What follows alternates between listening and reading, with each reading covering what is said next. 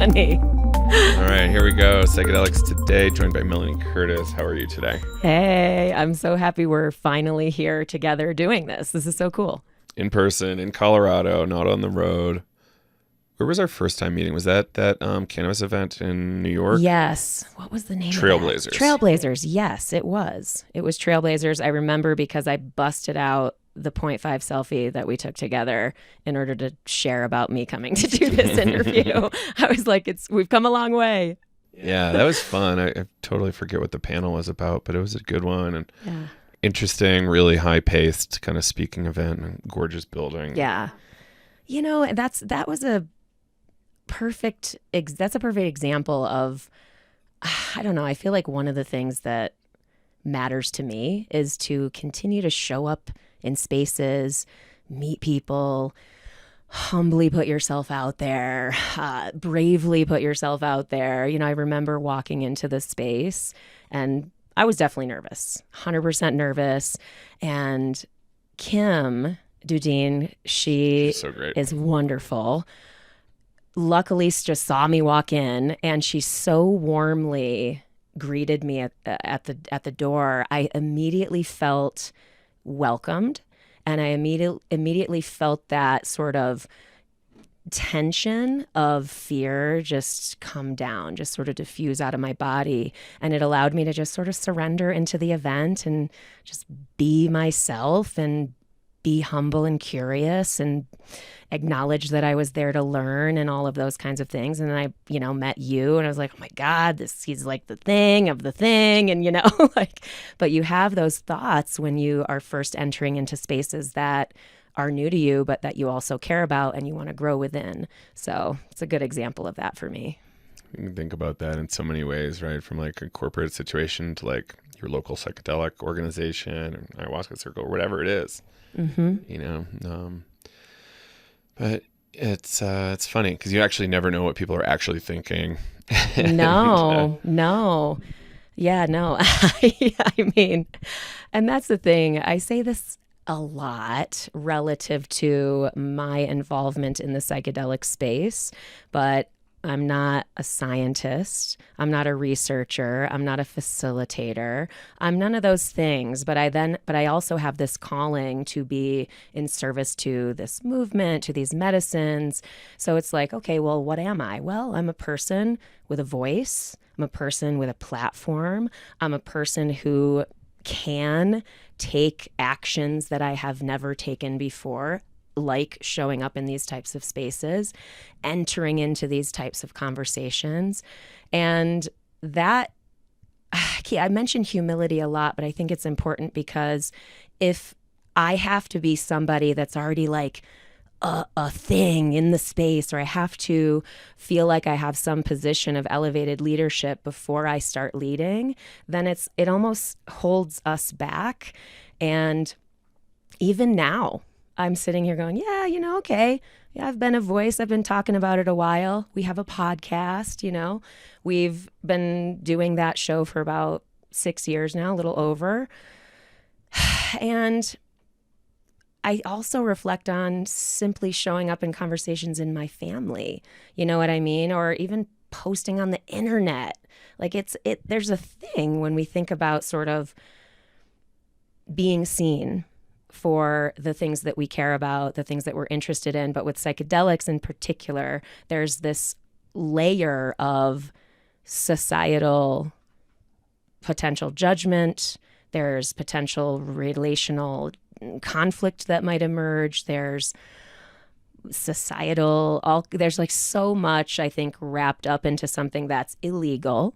You know what I mean? And so when we're talking about, coming out, as it were, relative to being in support of psychedelic healing, I don't know. I think it's a conversation worth having, because less so for the people that are in the space, but more so for the people that are interested and curious but don't know where to go, that maybe just want to ask initial questions, or heard this from this person but want to know more but don't know where to go, or I want to actually own this with my family or my partner or my best friend and see and hopefully navigate that conversation well.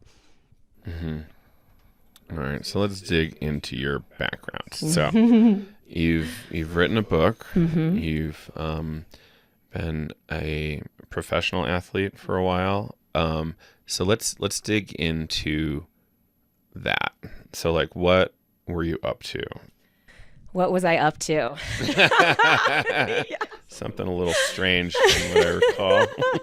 What was I up to? Oh gosh. Yeah, that's such a tough question. I feel like for anyone, but I laugh about it because yes, I've been a professional athlete, professional skydiver for 25 years. I've been a skydiver 30 years.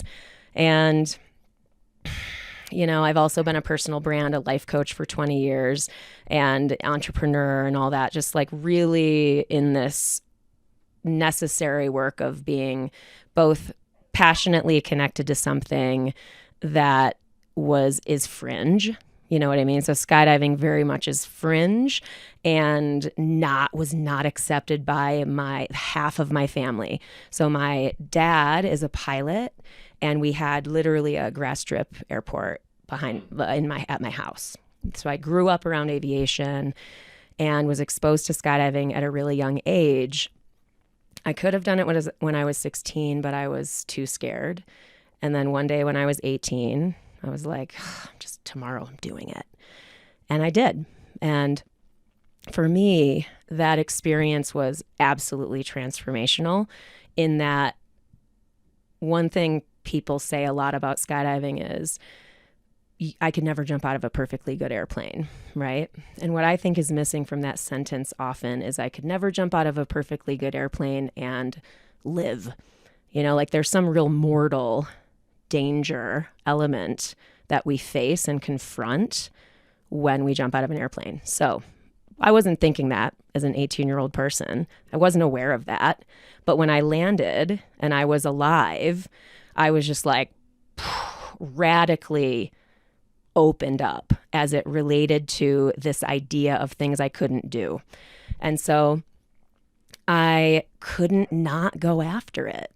I couldn't not go after it. I mean, for every adult decision I made for a long time was in service of being in skydiving and doing all that I could within that realm, which of course led me to being a really elevated leader in that sport. I've competed, I've traveled the world, I've coached, I've met thousands of people. I've dovetailed it into helping people with social anxieties and navigating the community and how do they also compete at a higher level, like all kinds of different coaching and life coaching, both in sport and life.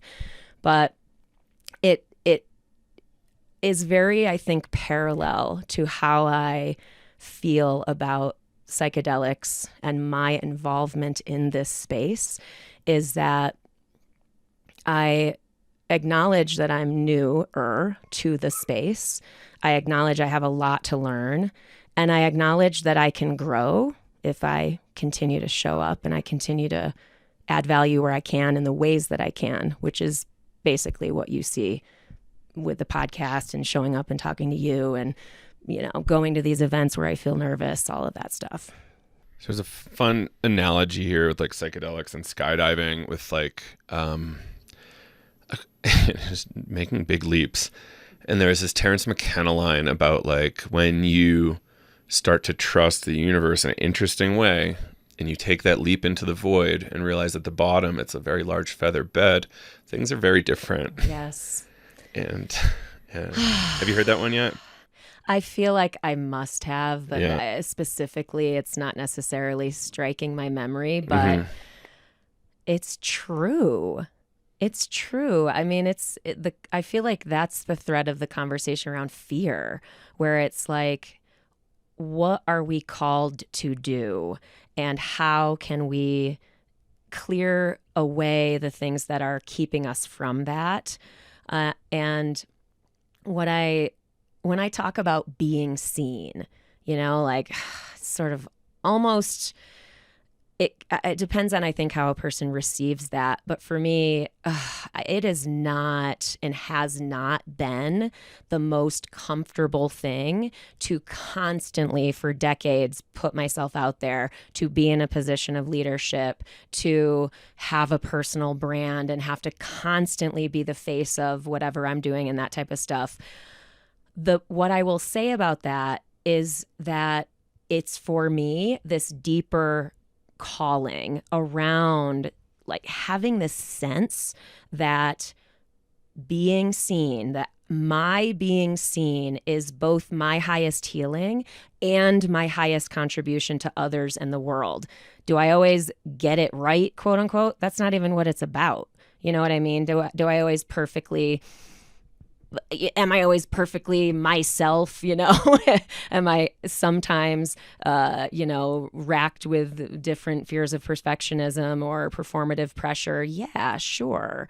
But the deeper calling of that being seen, I think, is a big deal. And it's relative to, because think about it, when people find psychedelic healing or any transformational growth, whether it's jumping out of an airplane or whether it's going to therapy or reading this book or whatever, there's lots of different modes of transformation. But when people find healing with psychedelics, and myself, I'm in this cohort where you feel this sense of wanting to share it and wanting not to have to hide it, which I think there's a subtle distinction there. But so this is where, if I talk about, again, this concept of quote unquote coming out of the psychedelic closet, as it were, for me, it was in my public platforms. I did that first because I was more comfortable in my public platform than I was talking to my mom, for example, and I have to share this story because it's funny, but I was slowly inching into sharing about it and hoping the feather bed would appear, right? But just trusting that this is true for me. And I'm going to take it little steps at a time to be seen for this thing that is true for me. And I'll never forget it. After I had posted something about going to Psychedelic Science 2023, I was in this I had a big walk-in closet in my old apartment. And I was on the phone with my mom, and she was just saying something like, oh, what are you doing? And I remember it coming up in my body. And I was just going to tell her what I was doing, just also sort of assuming she might have seen it on my social media feed. And I said, oh, I'm going to this psychedelics conference, and, I'm going to dinner with so-and-so, quickly sort of lumped it into a bunch of different topics. But I said the word psychedelics out loud to my mom for the first time. And that's how I had to do it.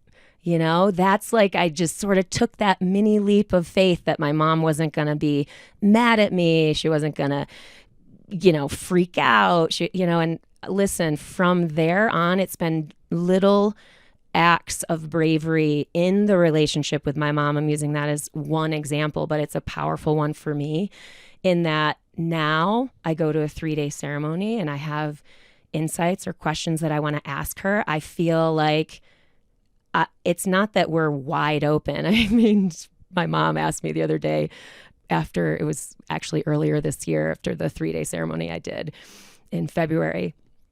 And she's like, and I visited her right after. And she's like, oh, what were you doing? Were you just doing LSD for a few days? It was adorable. It was an ayahuasca reading, but it was just adorable that she would even ask, that she was open to hearing that. That's because of these incremental things. The year prior, after ceremony, I asked her about, even just her own experience, if she had any, with sexual assault and the Me Too conversation. So it can be incremental in terms of how we engage in our relationships, how we are being seen in our relationships in a truer and truer way. And it's okay if it's really small steps and you feel like you maybe should do it better or be braver. But the truth is, you know what? I lumped it into a thing in the closet and I said it out loud. You did the best you could with your situation. And I think we need to really carefully consider that around like how we judge other folks, right? Like I was doing this project for a long time before I came out to my family about it. And I really wish I did it sooner, but I did it when I felt okay to do it. And I remember sneaking off to one of the early Horizons NYCs. It's the one where Anne and Sasha Shulgin were there, and there was a bunch of video made for the Dirty Pictures movie about them. And it was so special for me, but it was really strange to have to hide from my family and like even some of my friends, you know, like it's not just family. It's Tim Leary talks about this kind of like evolutionary it's just a funny story. He did so many like little funny stories, and the idea of like the first kind of drug bust being Adam and Eve, which is super funny. Right. And then it goes on to like evolution. He's talking about these like single-celled organisms sucking on calcium. It's like, what are you doing sucking on that calcium? Next thing you know, you're going to be breathing oxygen. And like just like kind of doing the same story over and over, suggesting that things like LSD can be really evolutionary if we do them right. Yeah. And you know, I'm still there, but like it's funny. Yeah. And the bravery is big, and we can learn a lot about what we should be doing from the gay rights movement and like and probably the larger civil rights movement. And like, this is our right. You might try to arrest us and you might be successful with some of us, but this is coming and you can't stop it. And just because something is legal does not mean it's the moral or right thing to do. Absolutely. In fact, a lot of history speaks to the otherwise aspect, right? Yeah. I'm glad that you touched on the LGBTQ movement, because that's the main reason why I hesitate to even use that language is because, but the honoring use of the language is to honor how I imagine that feels to be seen, to be known, and to risk what being seen and known for that truth would do to your relationships, your opportunities in the world, et cetera, et cetera, et cetera.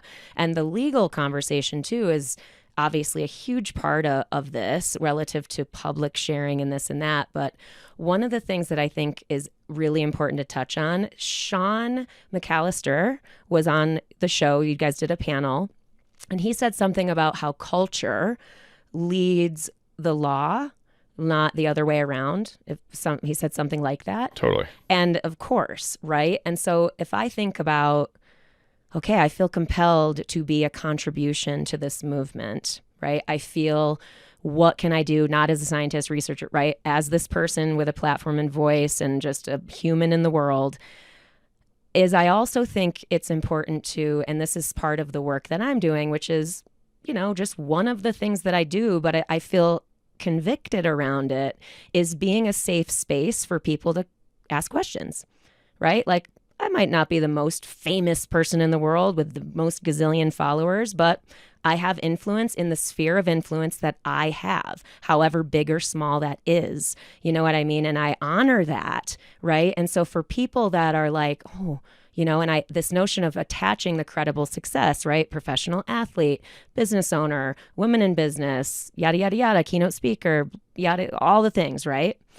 That credible success connected to a conversation that needs our support in the cultural zeitgeist. Like, I can easily say, I bet you $1 million you have a lot to say about this, but over the last 6 years, right, in my involvement in psychedelics and being in the conversation, emerging publicly and personally, et cetera, it is so much more in the zeitgeist now than it was back then, in my experience. Why 100%. I bring that up? Yeah. Why I bring that up is that is power. So if like, we're like, oh, what am I going to do? You know, even just I went to this conference, right? I accidentally ended up at a conference 3 days ago. Sort of a weird thing. But I was in a room with all kinds of people I didn't know that have, they're financial advisors, a lot of different influence and power in their own right. And being able to be in conversation with ease with folks I don't know is a part of furthering that conversational power and the impact of that cultural impact eventually, I think, on the laws and how they tip.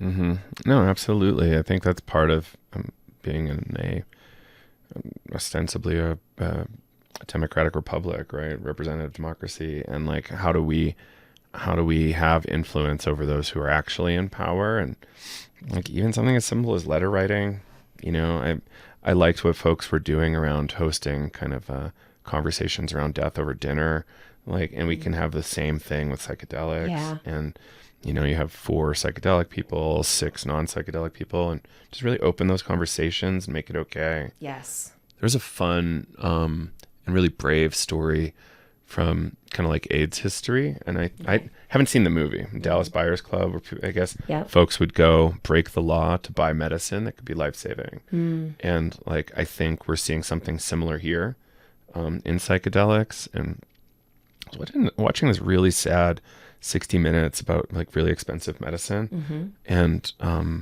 sometimes people are, the drug that will save their life costs $250,000 a year or more. Right. And a lot of people are like, no, I'm not going to buy that for $300 from China because it's illegal. And it's like, oh my God, like you're going to die because you believe in the rule of law so strongly. Like I personally, like I don't have any evidence, but I don't think I signed a social contract. Like I feel like I have some responsibility here, but I don't feel like I have a responsibility to just do whatever they tell me to do. Yeah. Well, gosh, and think about, I always talk about the Nancy Reagan Just Say No to Drugs part of my growing up and why and how that in my healing, my psychedelic healing story and trajectory, how it kept me from it for so long. So I talk a lot also about like ideological access. And that's another reason why I think I feel so compelled to talk about it, is that I needed those conversations. My best friend, she was doing and working with medicine for, 6, 7, 8 years before I even was able to think about touching it myself. I'm hearing stories of transformation, this and that, front row seat, luckily, to her growth and healing. But like, man, that's unfortunate. And so I want people to, if a psychedelic healing experience in whatever form and safe form it is available for them, I want people to, I'm hopeful that people in their mind can be more open to that sooner than maybe I was. And again, I'm saying that not as a judgment of like it's for everyone or anything. I don't believe any of that. I think it's very personal and there's no right or wrong timeline. It's not that. It's more about, like we said, clearing that stuff away, where it's about, I had a lot of stuff in the way. Like, man, if I could have been working on my deep struggles and pain around anxious attachment and my love relationships, which is a lot of what I talk about when I talk about it in depth, if I could have done that 10 years sooner, what would my life, again, I don't regret anything, but I'm just saying I maybe would have had less pain in my life. Things could have, you know what I mean? You know what I'm saying? And again, not from a regret standpoint, but from a recognition of the power of what I did receive once I was able to access it, And so that's why I sit here and I tell my story. And why Marissa, another guest on the show, she was talking about the hero's journey and sharing about what you get from your experience with medicine. Like, why else would I be compelled to be here, to be talking about this stuff? It's because of how much it has helped me deeply. So anyway, I digress. Yeah. So it's like, lay that out a little bit. So Marisa starts from Global Psychedelic Society and a few other things. She's got some great projects going, like this hero's journey as like an integration and empowerment tool, like amazing. So like general arc being, you know, think Luke Skywalker or whatever, you know, normal farm boy doing whatever, fixing things, but he was kind of good at it. And then all of a sudden, like, you know, goes into so much loss, so much despair, and, you know, tempted by the dark side, whatever that is. And then, you know, this like powerful transformation and realizing how much is inside. And now you come back with nearly supernatural powers to, you know, live out your life in a somewhat heroic way. And like, there's a lot more to it than that, but it's like in broad arcs, like, and I think that's so empowering for folks to realize that they can be a hero in their life and do those like magical things they never saw coming. And like Marisa's case, like she's been filming herself through her psychedelic journey for so long, and I can't wait to see that film. Oh, me either. And that's the thing too, you know, I loved her share because the abyss, you know, the dark times, and man, that's just being a human. You know what I mean? Like we all go through those dark times, and I'm a huge proponent of growth, development. I'm a very growth-minded person. Again, I've been a life coach for 20 years. Like this is, it's very much a huge part of my world to have various tools that I access and to put different tools in my proverbial toolbox. You know what I mean? And I think that's also important to note too, is that this is one tool, you know, and it's like, okay, cool. You know, I mean, make sure that people, we talk a lot about equity and access and all of that type of stuff also. But if people don't even think it's for them, they're not even going to try to add that tool to their toolbox when and if it might become right for them. And relative to the abyss and the dark times that we go through, of course, there's so many lessons, there's so much value in that. But also if we can shorten the time that we are stuck or feel stuck in the depressive abysses of our human experience, the better, I think.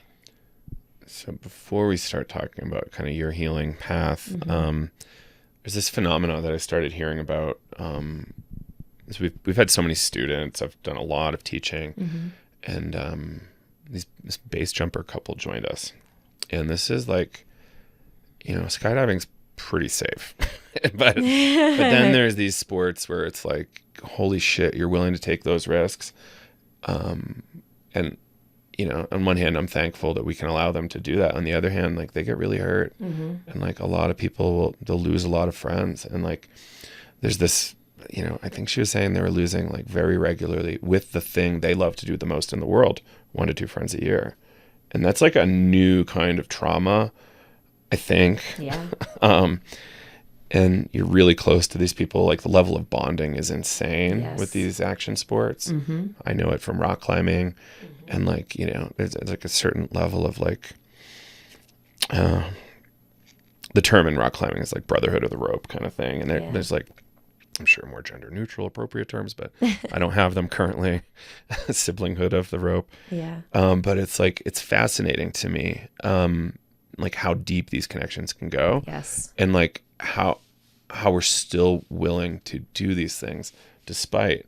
And like I think there's a lot of work we can do there. I'm sure you have some roots in Moab.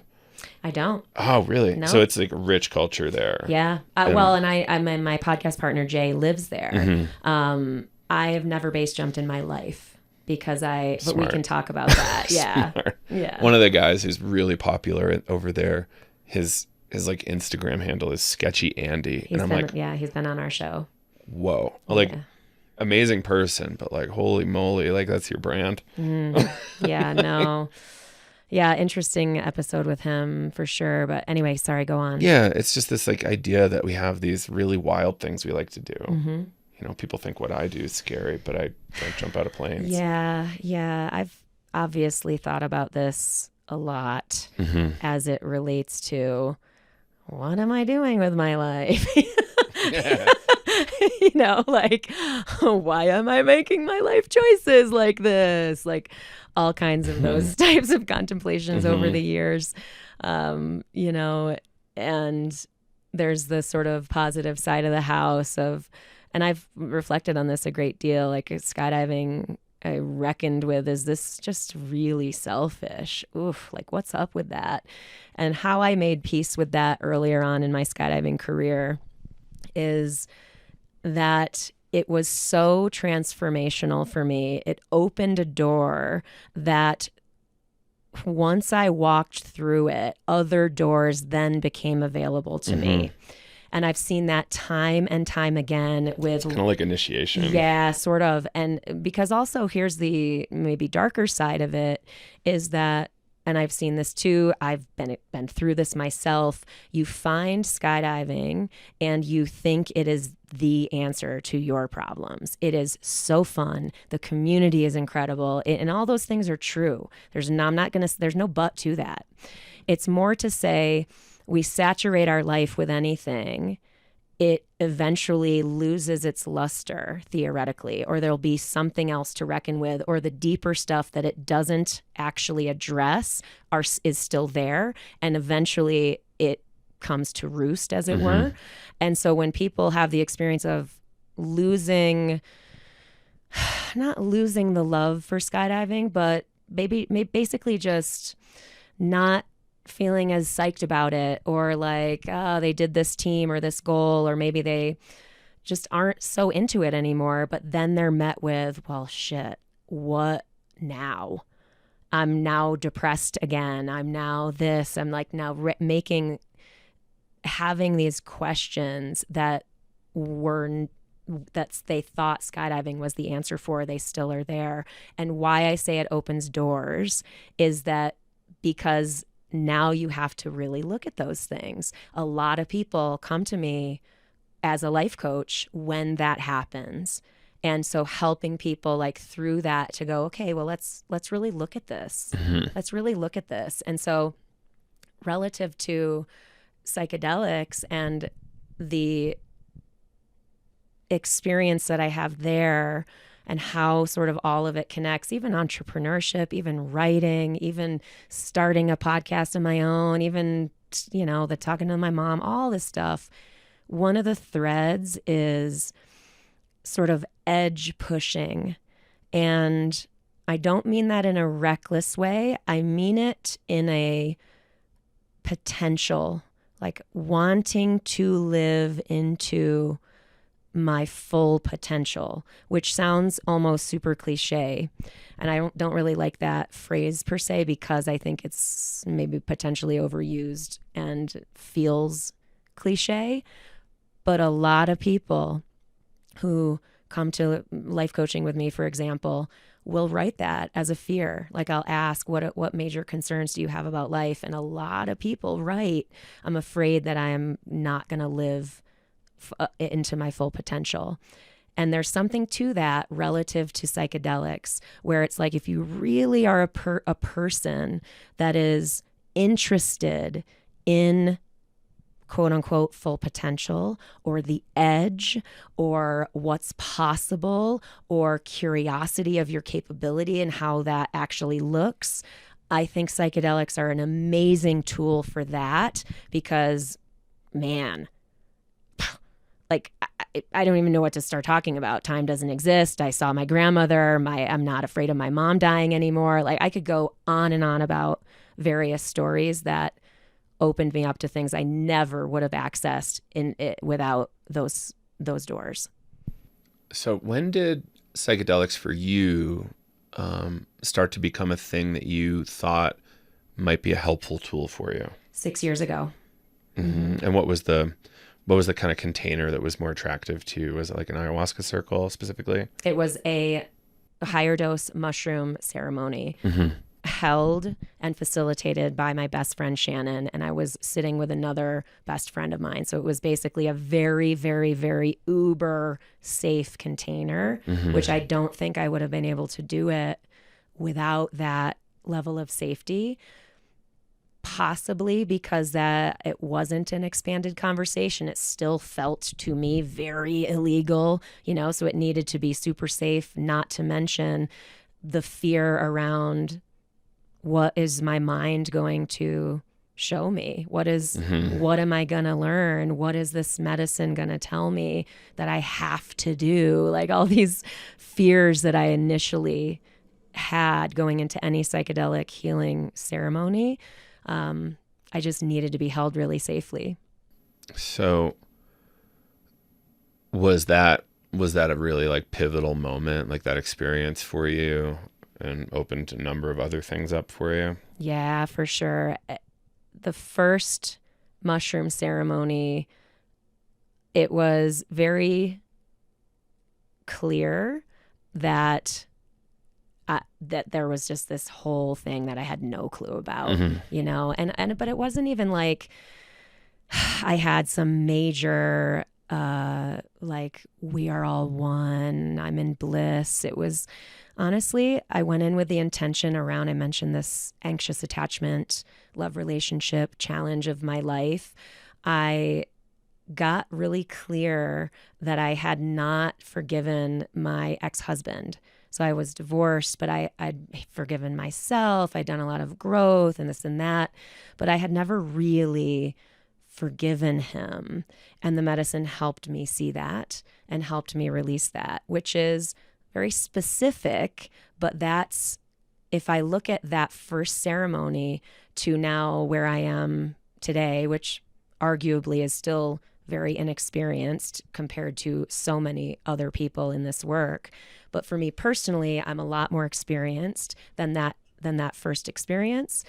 Why I bring that up is that it's easy for me now to see what I got in my first ceremony helped me get to what I got in my second, helped me to get what I got in my third, et cetera, et cetera. And the pain, like having those experiences set me up also to then say yes to doing ayahuasca, which was very scary for me. I couldn't even remotely think about going there at the beginning. And deep pain led me to saying yes to that, but I wouldn't have, I think, been able to get there if I hadn't had experiences with mushrooms first. Mm-hmm. Yeah, we talk a bunch about this kind of ladder, and I think there's a big conversation in kind of medical and research containers. It's like what's most appropriate and least scary for what populations with what issues. And I was chatting with somebody this morning. It's like, in a lot of ways, things like MDMA and ketamine are safer psychologically because it's less threatening in a lot of ways.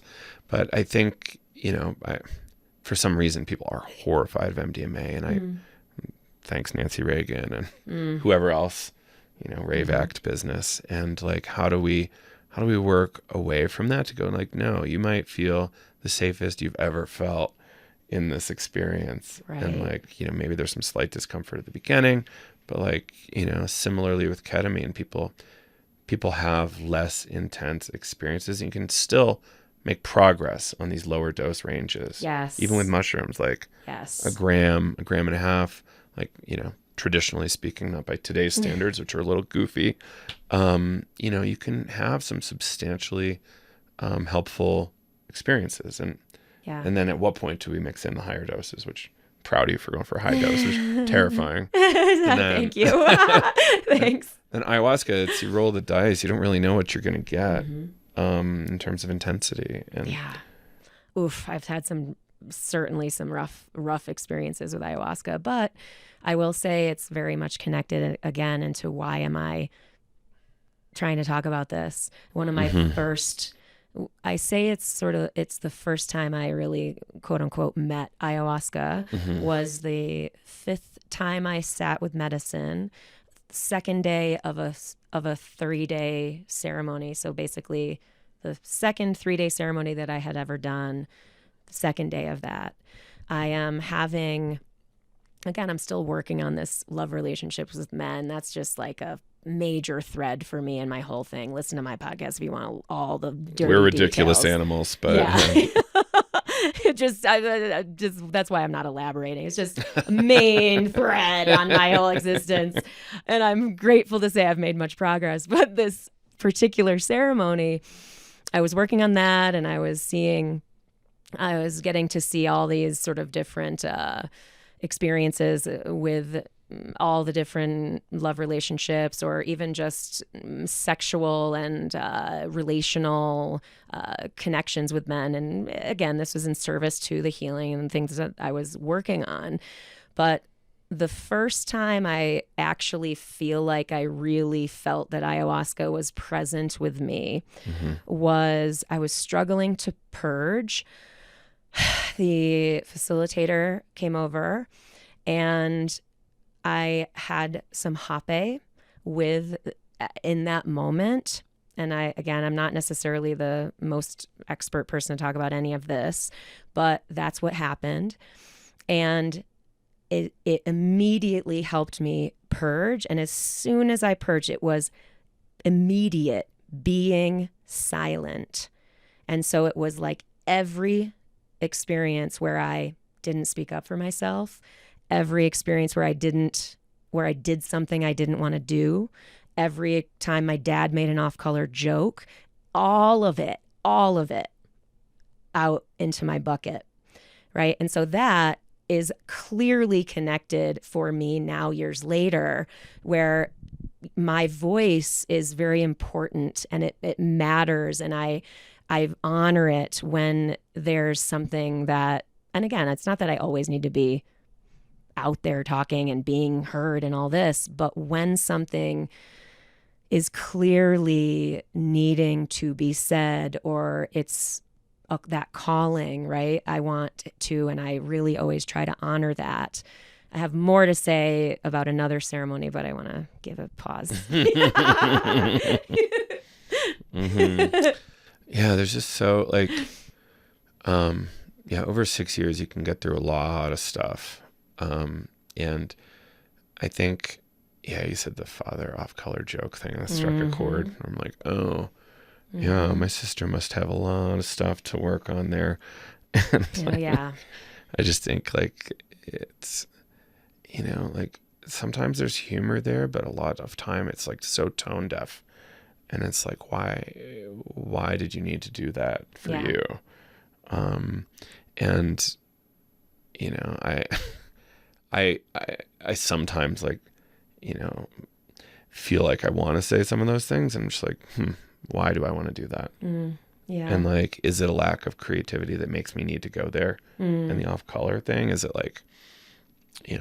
I don't know. I think I've gotten a lot better with it, and I very selective with audiences. And I think that's super critical. It's like, I don't want people to have to feel that way. And I don't want to be the cause. Yeah. Well, and also I'm the biggest proponent of comedy and hilarity there probably is. I mean, I say it often, love and hilarity are the two most important things in life, in that order. So it's not even to curb humor. It's more just to acknowledge, for me, at least in my experience, that had an impact. Now, what I want to share next is, I think, sort of relevant to also this whole thing, is the most recent 3-day experience that I had with ayahuasca was earlier this year. And I was, I'd gotten some more stuff, finally starting to touch on dad stuff, and just really digging in and just being brave enough to ask about, okay, what do I need to see about my dad? Just oh God, here we go. I'm up for it, but I'm scared. Anyway, long story short with that, because again, every ceremony could be a 25-hour conversation on its own, which is why invite yourself or step into conversations with people if you're listening and you want to. Most people like talking about this stuff if given the chance.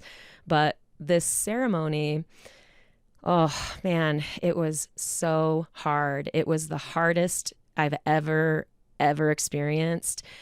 But the main takeaway, first I want to tell you the intentions that I brought in. So it was, I really didn't have tons of clarity around what I wanted my intentions to be. So I was basically like, I don't know, I've been working on this food thing, my diet. Like, I kind of still wax and wane from eating healthy and then eating like crap. Maybe if there's anything to learn or heal about that, great. And then I said, oh, okay, humbly, if there's anything additional relative to anxious attachment, I'm always sort of just very open if there's more to peel back on the onion. And then the last thing I said was, and if neither of those, are what I should be working on or whatever, if you want to give me any guidance on my work, what my next level of work, I would be open to that.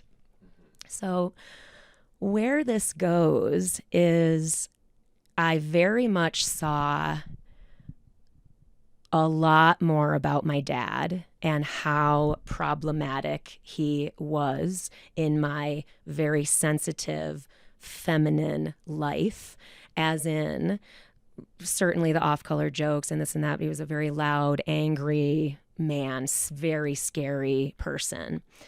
But what I got was, and this is not fully clear, by the way, to just for people listening and for you, it's like, this is something that I'm going to continue to work on that's going to need to be further integrated. But I very much definitively was shown worthless, that I felt worthless as it relates to how my dad treated women, how there were naked calendar like posters around, how he treated women in his life, how he cheated on all of his partners. Like, just that example was profoundly, I took on that sense of worthlessness. And this is not even unusual, right? We hear this all the time. So, and I'm like, okay, got it. But what was interesting is like, okay, I'll work on that more around self-worth and how that relates and how I self-love, and lots of tools in the toolbox around that. But how it connects to my work is that I've been this woman leader in skydiving, very male-dominated space, forever. I consistently sort of rejected being gendered and just wanted to be this leader. In recent years, we had huge opportunities to do women-centric skydiving events and goals and projects, like the world record with 100 women upside down going 200 miles an hour, like the whole thing. We had a PR team supporting us, a massive opportunity to elevate women in the world. My voice, I was on CBS Evening News, all the like big platforms, huge opportunity. But I never really felt super connected to it until this ceremony, where I was finally like, oh, I get it. That's what patriarchy is. And I have to own that because, again, I've been in women-centric leadership roles for a long time, and it's noted that I didn't really feel compelled and convicted around it until recently. It's like, I'm very grateful for that breakthrough, because now I can actually show up in a conversation about women and give a real shit.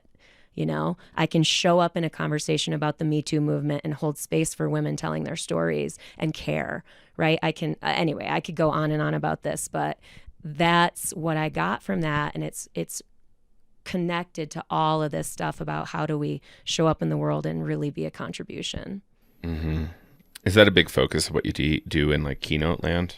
The women-centric stuff? Or just like leadership and women's stuff too? It's depends on the space, right? So in some spaces, yes, it's connected to the activism, women-centric stuff.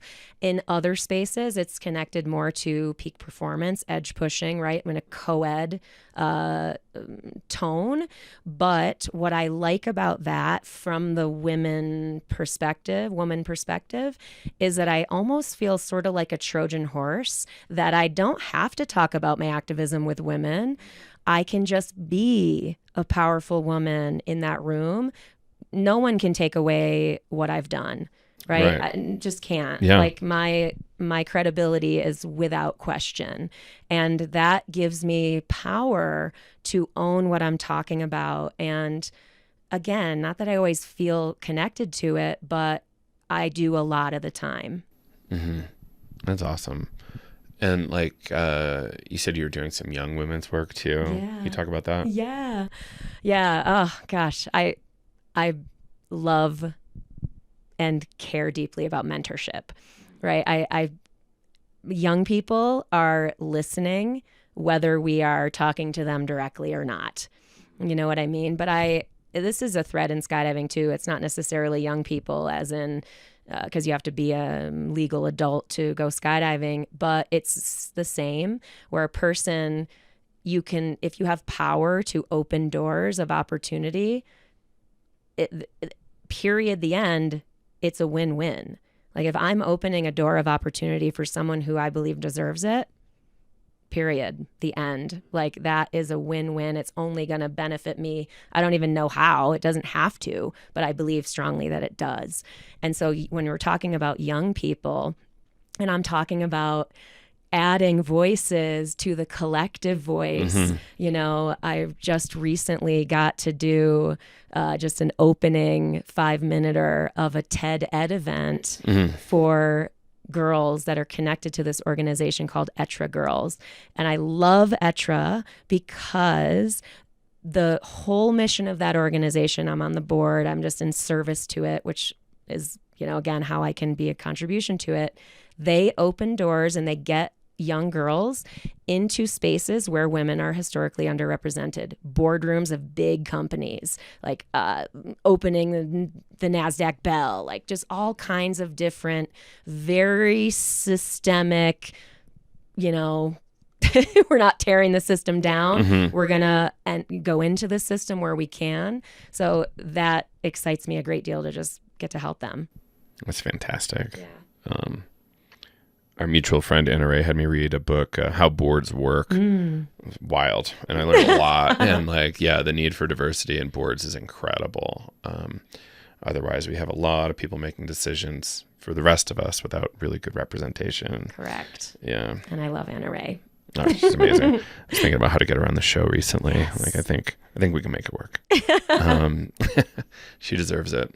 But okay, so brief tangent. Sure. Those indoor skydiving machines. Oh, yeah. What do you think? They are the most incredible training tool for skydiving there is, for sure. They are not skydiving because you don't feel the same fear. There's not a major mortal risk, but they're fun. Have you ever done it? No, I'm like, environmentally neurotic sometimes, maybe about the wrong things. Yeah. Like that's been my hesitation. Totally. But I think there's like an argument to be made. Like it's probably using less energy than an airplane. Like why not try it? Yeah. Well, that's a whole different thread of the skydiving conversation. And we've definitely done offset programs with our stuff, but we definitely can do better relative to offsetting the carbon footprint of skydiving, which is unfortunate. I think these hydrogen motors could go a long way because you don't like, it's not like you're doing like a 3,000 mile flight, right? You might maybe fly 100 miles or something. And like we can do somewhat normal internal combustion engines. And there's already a couple commercial jets like flying with hydrogen. So incredible. I think like decarbonizing in some way could be cool. And I bet you could retrofit like hydrogen props onto like some of these existing units.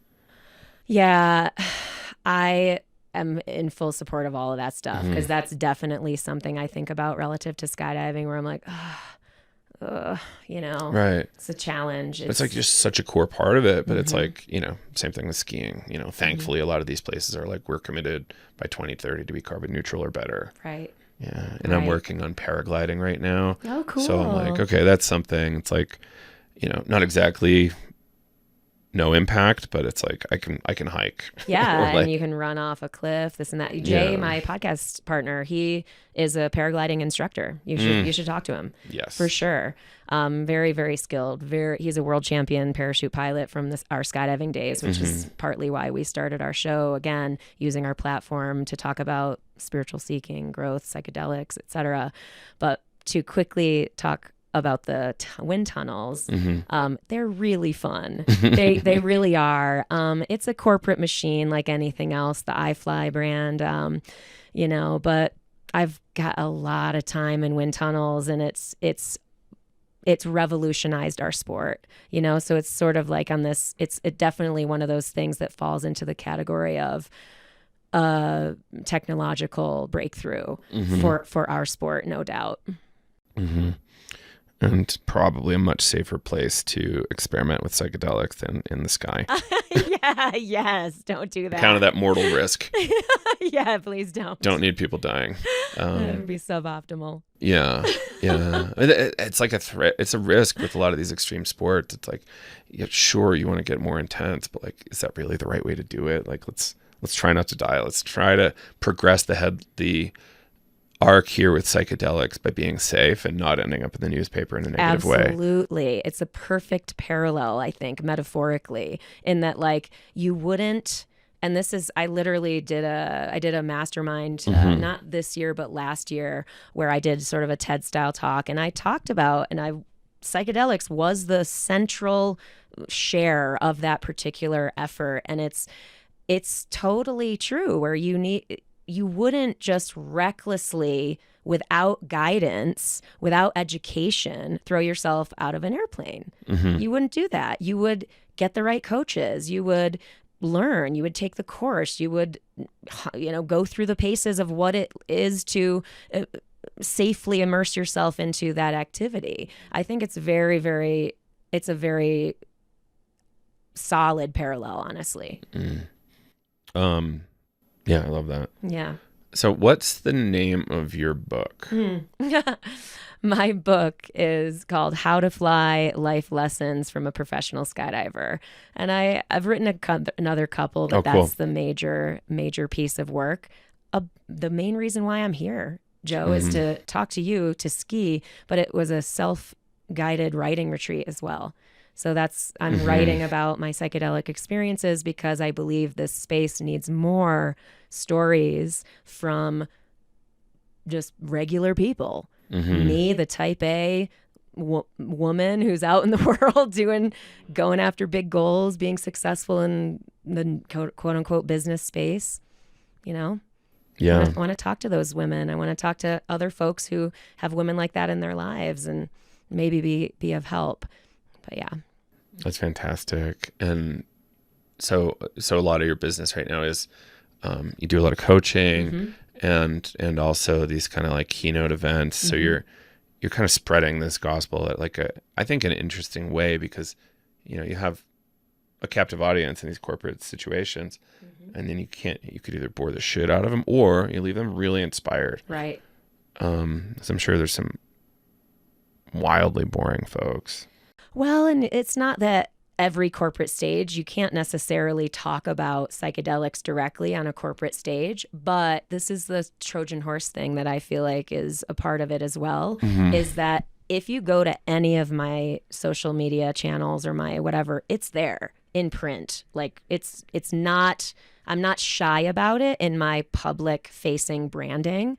I'm also not pitching to, I don't know, Goldman Sachs to do a psychedelics talk. Although, because of the genuine massive surge in the zeitgeist, I feel like now this is where I'm like, you should think about this for real, because I don't know. I mean, I feel like it's getting to that point where people might actually want to hear about it directly. I don't know, probably not until it's actually legal. Will that be possible? But we'll see. I think from an investment perspective, like Goldman, I was thinking about this recently, like these big banks probably have at least 2 people full-time researching to say like when is the right time to enter.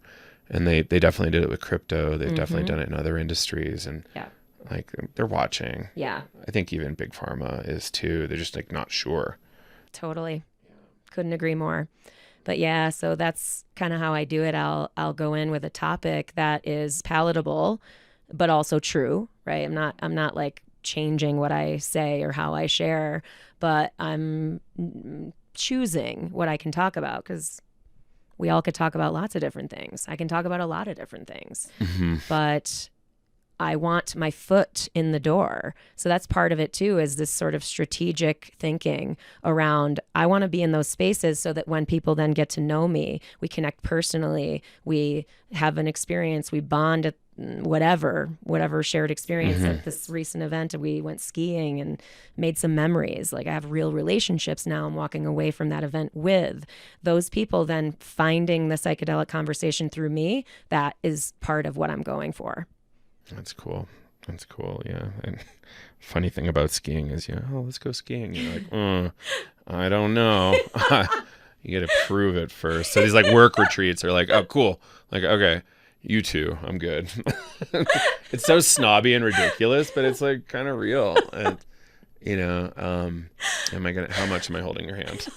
I ended up on a mogul run yesterday just by myself, and I completely stink at moguls. I cannot do them. It was an absolute mistake. The edge was just sort of I hit a rock and like tripped and fell and had this glorious fall. No one was around to see it. I had just taken my GoPro off, which is hilarious. I'm like, come on, man. There's so many good life metaphors there too. It's like, right? Yeah. And so many lessons like that translate out, and like including like bravery and progression and all this stuff. Yeah. Like you're not always you're going to be out there doing your best. I literally thought the same thing about as I'm laying there on the snow. My skis sort of sprawled. And afterwards, as I'm eating dinner, I'm like, that's just such a perfect metaphor, because I can sit here and I can sound like I have my shit together. And in large part, I do. But there are also plenty of ways that I don't. And that's normal. It's that idea that everybody out there that you think is crushing it or killing it, they're just human beings. They're just trying stuff. They're succeeding, they're failing, and they're trying again. And I feel like that's a huge part of why I'm successful, is that I'm not afraid of looking stupid.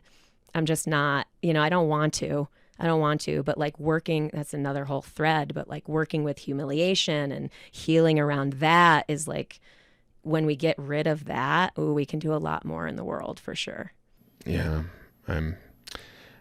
This idea that other people aren't ridiculous people. It's like, no, right. No. Like a lot of people think I super have my shit together. I'm very ridiculous in a lot of ways. And like I try to highlight it sometimes, but I'm like, you're not going to learn everything, everybody. Yeah, I know. That's partly why I like to share the nonsense on my, my Instagram stories and stuff like that. I try to wear my cat shirt and look like the actual dork that I am. Because like being dorky and being cool and successful, they're not mutually exclusive. Being freaking out and being strong they're also not mutually exclusive. So anyway, I could go on and on. So what might we not have hit that would be helpful to share? Oh, God, I don't know. Let's see. Overall, we did pretty great. We did pretty good. I mean, I'm just happy to be with you. I'm so happy we finally made this happen. I'm glad we put it forward into the future and connected it to creating an actual in-person hang sesh. This is way better than Zoom. I want to do this a lot more. It's so much better. Yeah, totally. Yeah. Well, what's your website? Yeah, so my website is melaniecurtis.com. The podcast is trustthejourney.today. And Instagram, my Instagram is melaniecurtis11. And that's a tip of the hat to Spinal Tap for anybody who gets that dumb reference. It's important. I was thinking about a mockumentary in the psychedelic space in a similar vein. Yes. Oh my God. I would make it happen. I'd be crying laughing for like 3 years as I'm making it. What was the other one? Best in Show. Yes, Best in Show. Holy moly. Waiting for Guffman. Oh, so many. They're good. I'm crying thinking about it right now. All right, Melody, thank you so much for doing this. Thank you, my friend. I can't wait to do it again.